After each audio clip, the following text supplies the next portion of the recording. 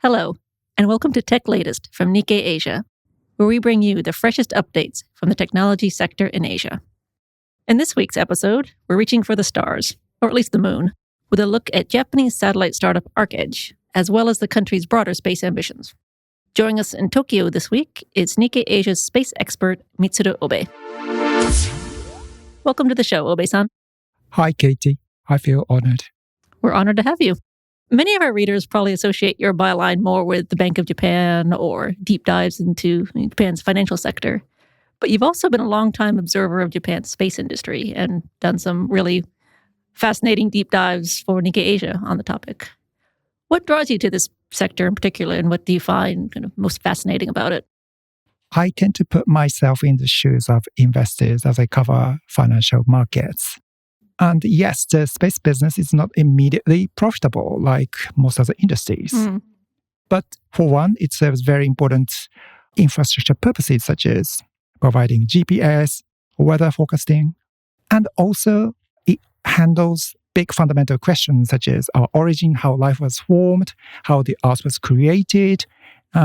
People are all interested in this kind of topic, and the industry tends to attract a lot of smart people seeking big intellectual challenges like this. So that's one attraction of covering the space industry. So smart, intellectually curious people, not unlike journalism?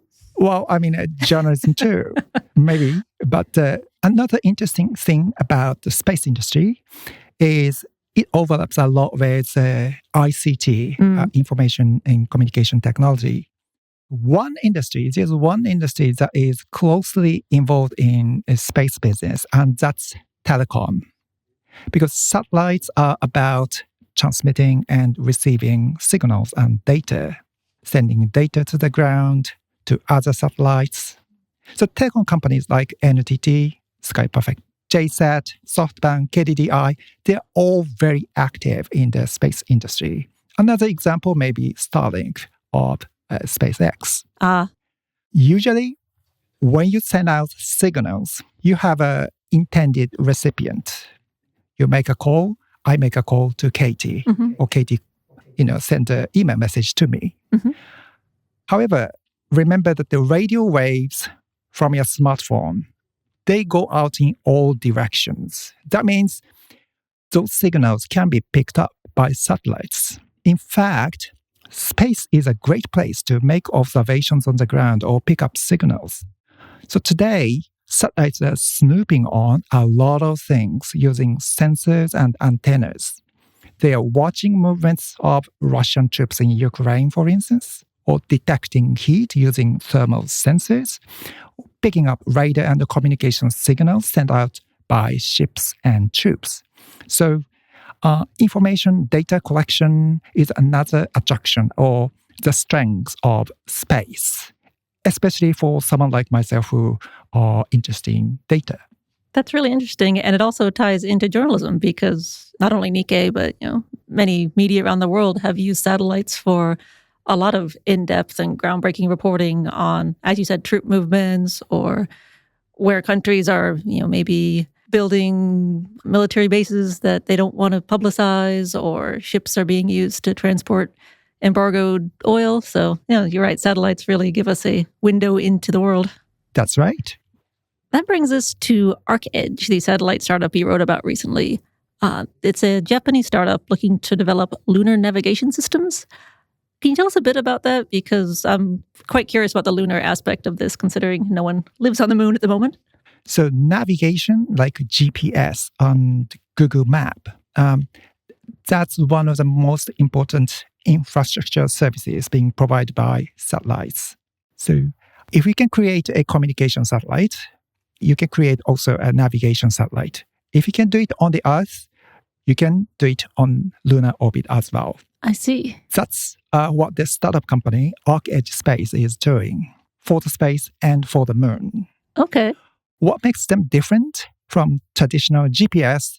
It uses a constellation of 200 to 300 small satellites on low Earth orbit, about 1,000 kilometers above ground, instead of using a few very large satellites on high altitude, like 20,000 kilometers above ground.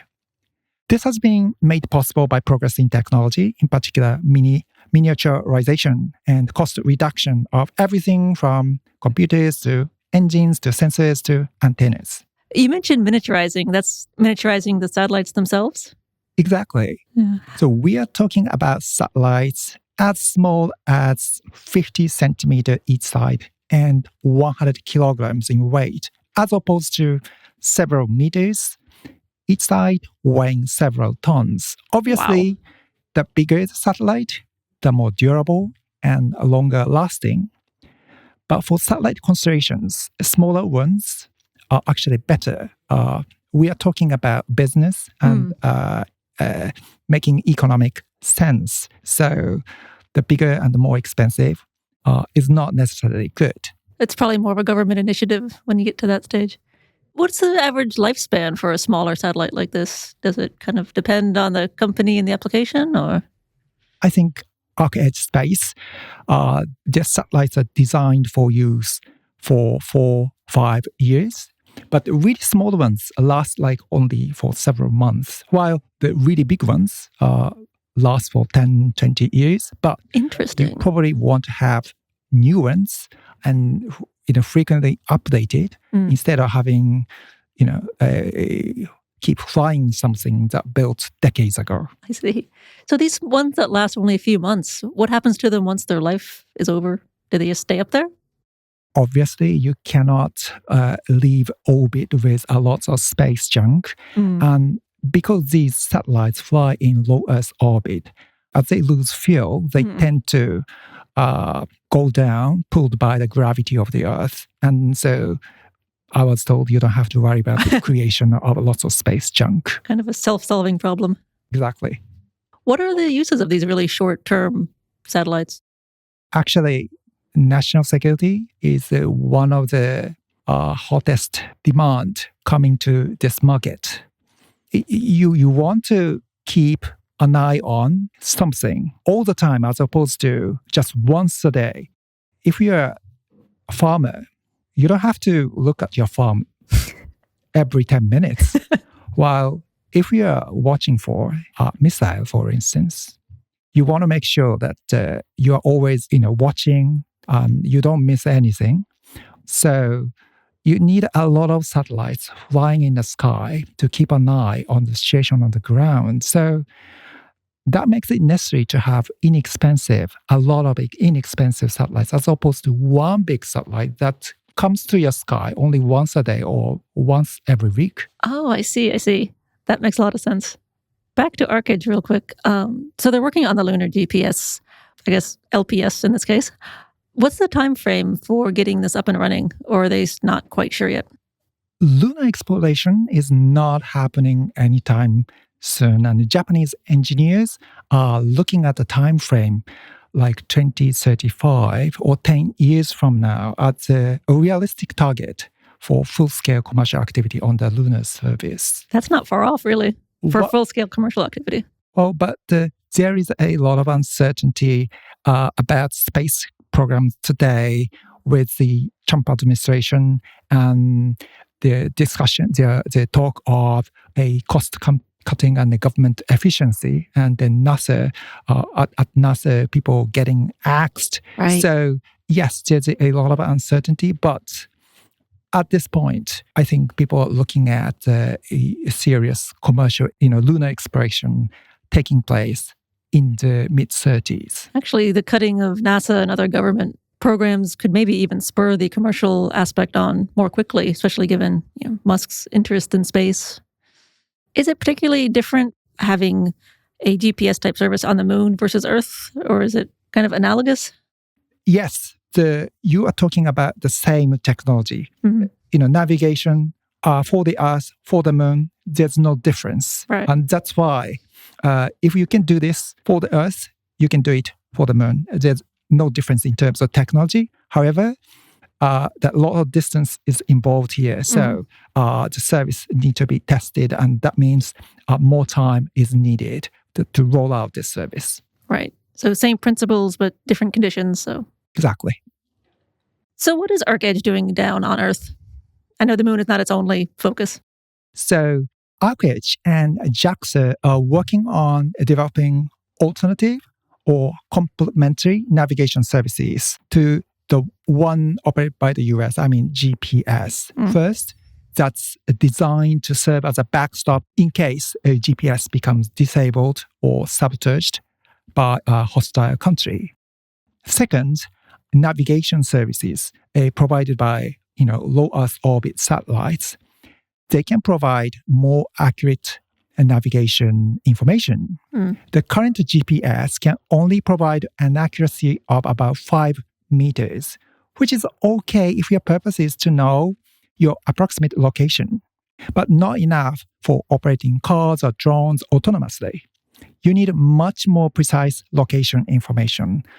Low-flying satellites are said to be able to provide information with a centimeter level accuracy. 5-meter accuracy sounds pretty precise, but you're right. When you put it into the context of self-driving cars, it's definitely not good enough. That's right.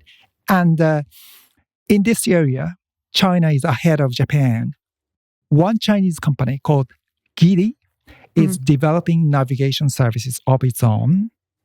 And that made Japan nervous and makes Japan speeding up the development of its own navigation services for the Earth.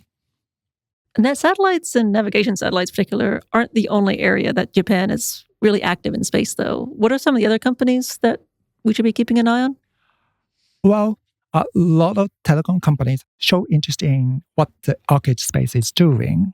Sky Perfect JSAT is an investor in this company. SoftBank is working with ArkEdge to develop something called HAPS, High Altitude Platform Systems, which is essentially a mid-air relay station for communication signals and data, flying at about 20 kilometers above ground.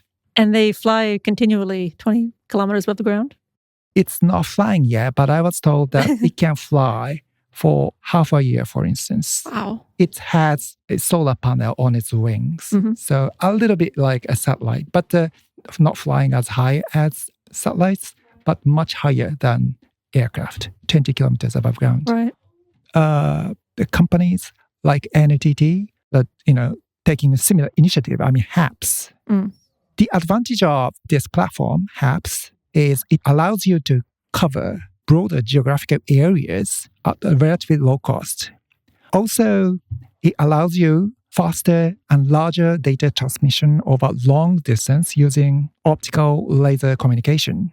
HAPS, they don't use radio signals for receiving and transmitting data. They use laser or optical communication. Does that mean you need a clear line of sight between the HAP and your target? Exactly. That's a challenge. But the radio waves, they have their own issue. People are talking about the shortage of frequencies. And right. Yeah. So people are now looking for alternative to radio waves for data transmission. And laser is one solution. So would HAPS compete with satellite-based options like Starlink? Not exactly. Starlink is based on radio signals, not optical. Starlink targets retail markets, while HAPS, the HAPS technology that I just talked about, that focuses on big corporate users. Think of, Elon Musk's satellite internet for retail users, the satellite as a base station.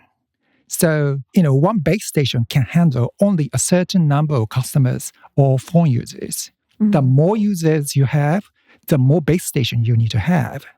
That means, in this case, you have to fly more satellites. So Elon Musk talking about tens of thousands of satellites. Right. And the number might even increase the more people try to use Starlink. So the providers of HAPS service in Japan, they are targeting corporate users or big volume users and providing them with laser-based data connection. I see. So kind of not so much overlap in their target audience. That's right. Japan definitely has a lot going on domestically in its space sector. But looking more regionally or even on a global scale, what are some of the factors driving growth in an industry that, for decades was mostly the domain of governments? Currently, national security demand is driving the market for navigation, communication, and sensing services, as it's clear from increased use of satellite-based information such as observation and signal detection in the war in Ukraine, for instance. And geopolitical tensions over Taiwan also mean that national security needs are going to be the primary driver of demand for such services. However, there will be a limit to supporting the growth of the industry with national security needs alone. You need a much bigger market for the industry to really take off. The development of commercial demand is essential. So the hope is that new navigation services will enable lots of services like autonomous driving, autonomous farming, and creating more demand for satellites to address challenges this region faces, such as aging of the population and shortages of workforce. That makes a lot of sense. But it's also a little bit of a chicken and the egg problem, isn't it? Because until there's commercial demand for the satellite services, will people be willing to invest in the satellite infrastructure needed to create those services? But I guess that's the nature of capitalism, is you invest in what you hope will be a moneymaker. That's true. Well, thank you, Obe-san. That was a really fascinating conversation, and I hope to have you back on the show again soon for more journeys into space. My pleasure, Katey. That's all for this week's episode. For more of Nikkei Asia's tech coverage, visit asia.nikkei.com. You can also subscribe to our weekly Tech Asia newsletter, which will be delivered to your inbox every Thursday. Thanks again for listening, and check back with us next week for more updates on the tech trends that matter.